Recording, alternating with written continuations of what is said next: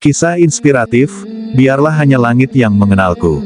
Dalam perjalanan sejarah, selalu saja ada hamba-hamba Allah yang memancarkan pesona. Walau tak seorang penduduk bumi yang mengetahui sosoknya, namun mereka dikenal baik oleh penghuni langit. Seperti yang ada dalam kisah kita kali ini, ketika itu malam sudah semakin larut. Gelap dan sunyi, namun, walaupun malam, udara terasa lebih panas dari biasanya. Sudah 1 tahun ini kota Madinah dilanda kemarau berkepanjangan, sudah lama sekali tidak ada tetesan air hujan yang turun. Karena itulah, beberapa kali penduduk Madinah berkumpul untuk melaksakan sholat istisqa, meminta hujan. Namun hingga malam itu, tak setetes pun hujan yang turun untuk membasahi tanah Madinah. Malam itu seperti biasanya, Muhammad ibnu Al-Munkadir, seorang tabi'in, keluar rumah dan bergegas menuju Masjid Nabawi. Setelah sholat malam, Ibnu Al-Munkadir bersandar ke salah satu tiang masjid.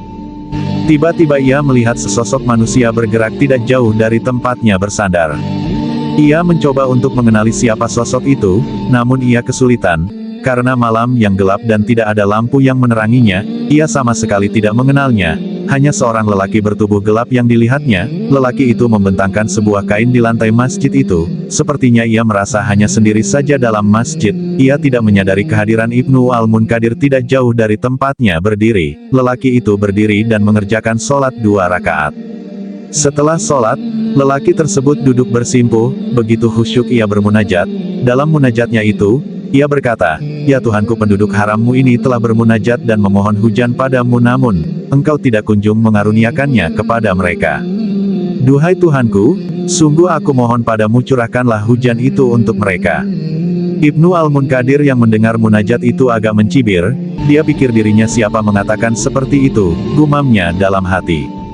Orang-orang soleh seantero Madinah telah keluar untuk meminta hujan, namun tak kunjung dikabulkan. Lalu tiba-tiba orang ini berdoa pula. Gumamnya, namun sungguh di luar dugaan. Belum lagi lelaki hitam itu menurunkan kedua tangannya, tiba-tiba saja suara guntur bergemuruh di langit.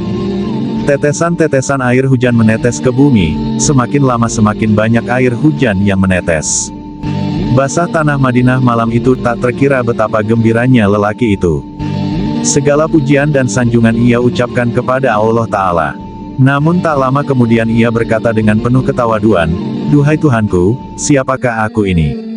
Siapakah gerangan aku ini, hingga Engkau berkenan mengabulkan doaku?" Tak lama sesudah itu, lelaki tersebut bangkit kembali dan melanjutkan rakaat-rakaat sholatnya.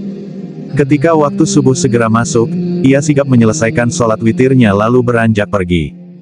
Saat azan subuh selesai dikumandangkan, kaum muslimin pun masuk ke dalam masjid. Lelaki tersebut pun ikut masuk, seolah-olah baru saja tiba di sana. Ibnu Al-Munkadir pun hanya tertegun di tempatnya memandang lelaki itu. Selesai melaksanakan sholat subuh, lelaki bergegas keluar meninggalkan Masjid Nabawi. Jalan-jalan kota Madinah subuh itu digenangi air. Lelaki itu berjalan cepat. Saking cepatnya, Ibnu Al-Munkadir yang berniat membuntutinya sampai kehilangan jejak. Ia benar-benar tidak tahu kemana lelaki itu pergi. Malam berikutnya, ketika malam kembali merangkak semakin gelap dan larut, Ibnu Al-Munkadir kembali mendatangi Masjid Nabawi, dan seperti malam kemarin, ia kembali melihat lelaki itu, persis seperti kemarin. Lelaki tersebut mengerjakan sholat malamnya hingga subuh menjelang. Kala sholat ditegakkan, ia masuk ke dalam saf seperti orang yang baru saja tiba di masjid itu. Ketika sang imam mengucapkan salam, lelaki itu tidak menunggu lama, persis seperti kemarin. Ia bergegas meninggalkan masjid itu. Dan Ibnu Al-Munkadir mengikutinya dari belakang. Ia ingin tahu siapa sebenarnya lelaki itu. Lelaki itu menuju sebuah lorong dan setibanya di sebuah rumah ia masuk ke dalamnya. Rupanya di situ laki-laki ini tinggal.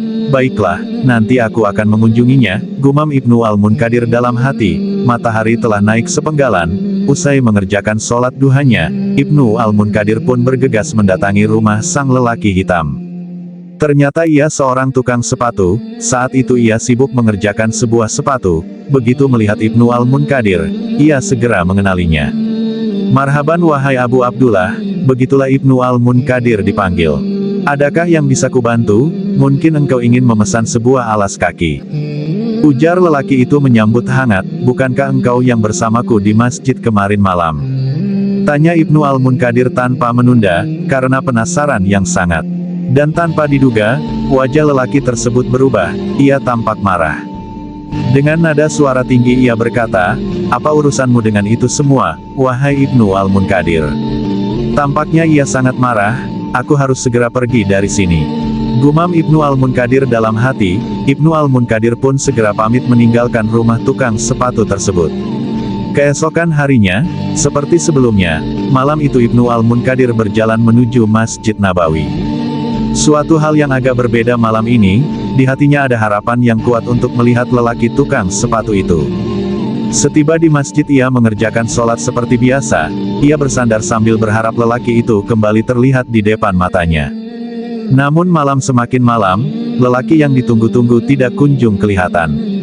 Ibnu Al-Munkadir tersadar, ia telah melakukan kesalahan. Innalillah, apakah yang telah kulakukan? Itulah gumamnya saat menyadari kesalahan itu. Usai sholat subuh, ia segera meninggalkan masjid itu, dan mendatangi rumah tukang sepatu, namun yang ditemukan hanyalah pintu rumah terbuka, dan tidak ada lagi lelaki itu. Penghuni rumah itu berkata, "Wahai Abu Abdullah, apa yang terjadi antara engkau dengan dia?" "Apa yang terjadi?" tanya Ibnu Al-Munkadir. "Ketika engkau keluar dari sini kemarin itu, ia segera mengumpulkan semua barangnya hingga tidak satu pun tersisa. Lalu ia pergi dan kami tidak tahu kemana ia pergi hingga kini." Jelas penghuni rumah itu. Sejak saat itu, Ibnu Al-Munkadir mengelilingi semua rumah yang ia ketahui di kota Madinah. Namun sia-sia belaka, pencarian tidak pernah membuahkan hasil. Dan hingga kini di abad 14 Hijriah ini, kita pun tidak pernah tahu siapa lelaki tukang sepatu itu. Jejak-jejaknya yang terhapus oleh hembusan angin sejarah seolah bergumam, "Biarlah, hanya Allah yang mengenalku." Sebuah pesan dari seorang ulama salaf, "Berusahalah agar kalian lebih dikenal oleh para penghuni langit, walau tak seorang pun penduduk bumi yang mengenal kalian. Mereka adalah hamba yang terjaga amal dan ibadahnya dalam menggapai surga tanpa cacat oleh kefanaan dunia." Tak tertarik pada kemasyhuran, jauh dari panggung kemegahan, Rasulullah Shallallahu Alaihi Wasallam menyebut mereka dengan sebutan Al-Akhfiyah, manusia-manusia tersembunyi, dan Allah Subhanahu wa Ta'ala sangat mencintai hamba-hambanya ini.